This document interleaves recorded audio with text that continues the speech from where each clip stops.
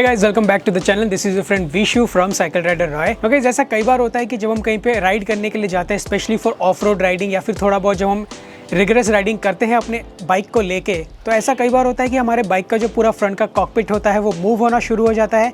And जिसके वजह से जैसे ही आप फ्रंट ब्रेक को प्रेस करते हैं उसमें से एक साउंड आना शुरू हो जाता है, जो कि कुछ टक टक टक इस तरीके से भी साउंड आता है। एंड जब आप उसको प्रेस करते हैं अपने बाइक के फ्रंट ब्रेक को, तो हमारा जो पूरा हैंडल बार होता है वो सामने की तरफ मूव करता है, सामने आगे पीछे। तो हमको लगता है कि यार कहीं ना कहीं कुछ गड़बड़ तो नहीं है। So guys, first of all let me tell you, ऐसा इसलिए होता है बिकॉज आपके बाइक का जो हेडसेट होता है वो लूज़ हो चुका होता है एंड आप उसको बहुत इजीली फिक्स कर सकते हो। तो इसमें कोई बहुत बड़ी बात नहीं है, जिसको आज मैं आपको इस वीडियो में पूरा बताने वाला हूं कि आप किस तरीके से अपने बाइक के लूज हेडसेट्स को फिक्स कर सकते हैं, जिससे आपके बाइक का ये प्रॉब्लम बहुत इजीली सॉल्व हो जाएगा।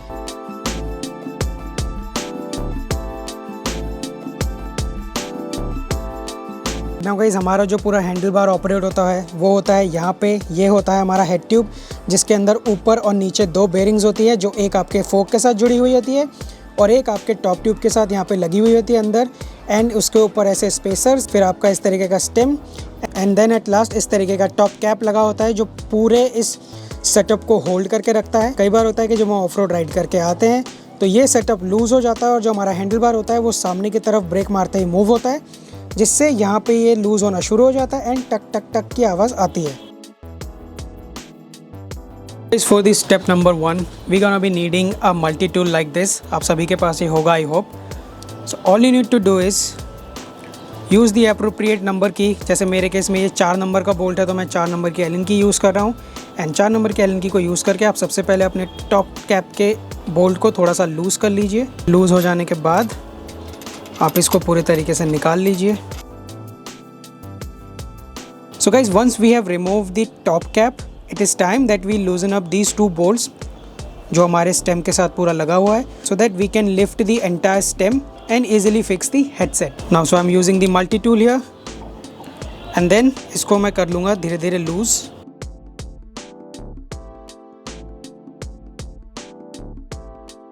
Now removing the entire handlebar and stem is pretty easy. All you need to do is just lift it up and ये easily पूरा remove हो जाएगा। So now guys, once the handlebar is removed, अगर आपके भी top cap में इस तरीके के स्पेसर्स हैं, आप इनको निकाल लो। एंड उसके बाद जो हेड ट्यूब के ऊपर ये कैप होता है, आप इसको भी अच्छे तरीके से एक बार रिमूव कर दो, कुछ इस तरीके से।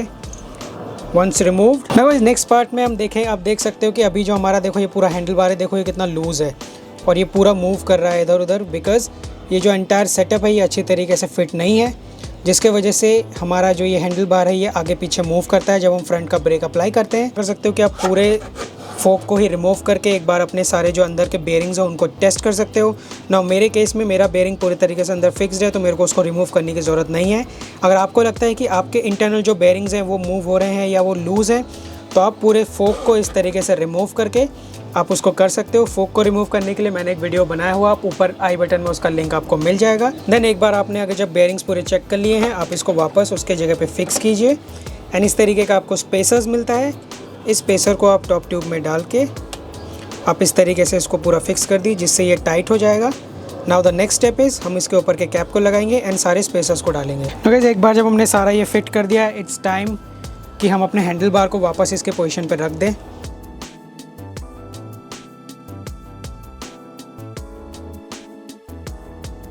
तो guys, as you can see, हमारा जो स्टेम एंड जो अंदर का फोक का ट्यूब है उसमें एटलीस्ट इतना गैप हमेशा रहना चाहिए, ताकि आपका जो ऊपर का कैप है वो अच्छे तरीके से पूरा बैठ जाए।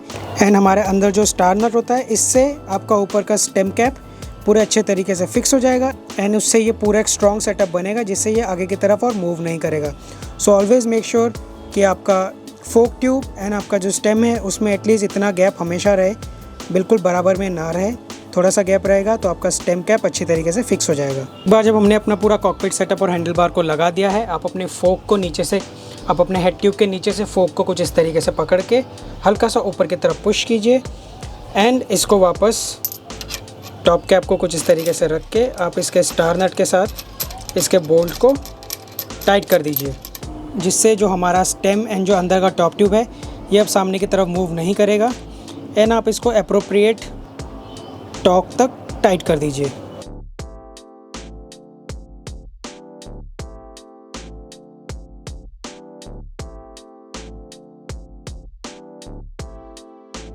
Guys last but not least, make sure आपके बाइक का जो यहाँ पे फ्रंट में जो क्विक रिलीज लीवर होता है, मेक श्योर कि ये अच्छी तरीके से टाइट हो। सेकंड थिंग जो आपने ध्यान रखनी है वो है कि आपके बाइक के फ्रंट का जो डिस्क ब्रेक का जो कैलिपर है, वो कैलिपर अच्छी तरीके से, उसके जो बोल्ट्स होते हैं वो अच्छी तरीके से टाइट हो। कई बार होता है कि वो लूज़ होते हैं तो वो मूव करता है, जिसकी वजह से आपको लगता है कि बाइक का पूरा हेडसेट मूव हो रहा है। तो आप उसको भी मेक श्योर कर लें कि वो भी अच्छी तरीके से टाइट हो। अगर इन दोनों को आपने चेक कर लिया है और ऊपर के हेडसेट को भी आपने अच्छी तरीके से फिक्स कर दिया है, देन आई होप कि आपकी ये प्रॉब्लम बहुत ईजिली रिजॉल्व हो जाएगी।